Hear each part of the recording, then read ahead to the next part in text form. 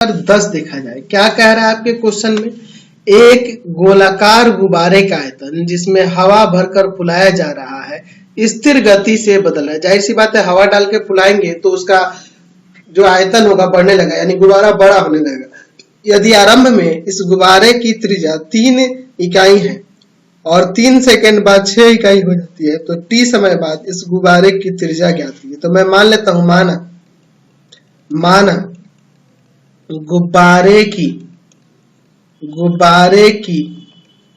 त्रिज्या r है तथा आयतन v है। ठीक है, आयतन क्या है आपका, v है। तो यहां से आयतन में समय के साथ परिवर्तन की दर क्या हो रही है, स्थिर गति से बदल रही है, कांस्टेंट हो जा रहा है। ये मैंने मान लिया कि यहाँ कांस्टेंट है, जहां के एक नियतांक है, कांस्टेंट है, कोई दिक्कत नहीं है।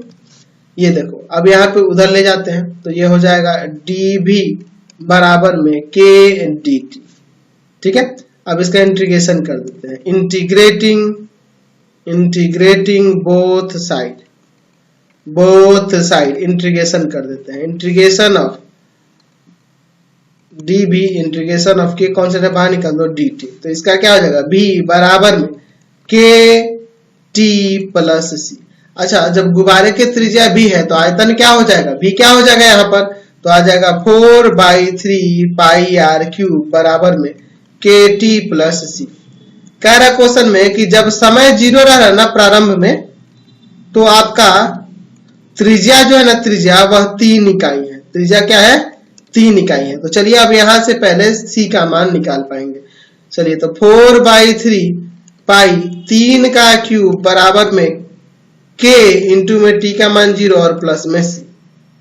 3 का क्यूब 27 में भाग करेंगे 3 से तो 9 आ जाएगा, 9 चौका 36 पाई, c का मान 36 पाई आ गया। जब t बराबर में, देखिए आपके क्वेश्चन में क्या कर रहा है, जब t बराबर में 3 इकाई रह रहा है, 3 सेकंड रह रहा है, तो त्रिज्या जो है ना आपकी 6 इकाई हो जाती है। t बराबर 3 सेकंड रहता है, 3 सेकंड होता है, तो त्रिज्या जो है आपकी 6 इकाई हो जा रही है। समझेगा ना, 3 सेकंड पे 6 इकाई त्रिज्या हो जाती है। चलिए, तो अब इस पे फिर से इसमें रखते हैं, तो हो जाएगा 4/3 पाई 6 का क्यूब और गुना में k, t का मान क्या हो जाएगा आपका 3 हो जाएगा, और प्लस में c के जगह पे 36 पाई। चलिए यहाँ पे सॉल्व करते हैं, तो हो जाएगा 4π/3 और इसका 216 होता है, यहाँ 3k और प्लस में 36 पाई। 3 से इसको काटते हैं, 3 सते 21 और 3 दूना 6, 72 में आप 4 से गुना कर दो तो 288 पाई और ये माइनस का 36 पाई बराबर में 3k। यहाँ से 3k बराबर में क्या आ जाएगा, आप इसमें से घटा दो 2, यहाँ पे फिर 5, 252 पाई आ जाएगा। इसको भाग में ले जाएंगे तो k बराबर 252 बटा में 3 पाई। काट देते हैं, 3 8 24 और 3 चौका 12, k का मान क्या आ जाएगा 84 पाई आएगा। 84 पाई आ गया आपका k का मान। समझ गए, इसलिए अब क्या कर रहा था, तो आपके क्वेश्चन में कह रहा है कि t समय बाद, t सेकंड बाद गुब्बारे की त्रिज्या क्या होगी। तो यहां पर मैं मान लेता हूं, माना t समय बाद गुब्बारे की त्रिज्या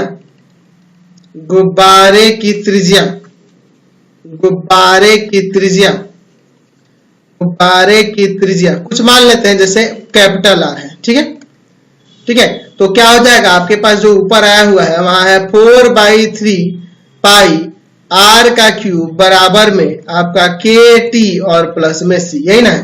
तो 4/3 पाई, त्रिज्या हम लोग क्या लिए हैं, बड़ा r का क्यूब बराबर में k का मान क्या है 84 पाई और समय t की जगह t ही रहने दो, और प्लस में c का मान कितना है, तो 36 पाई है।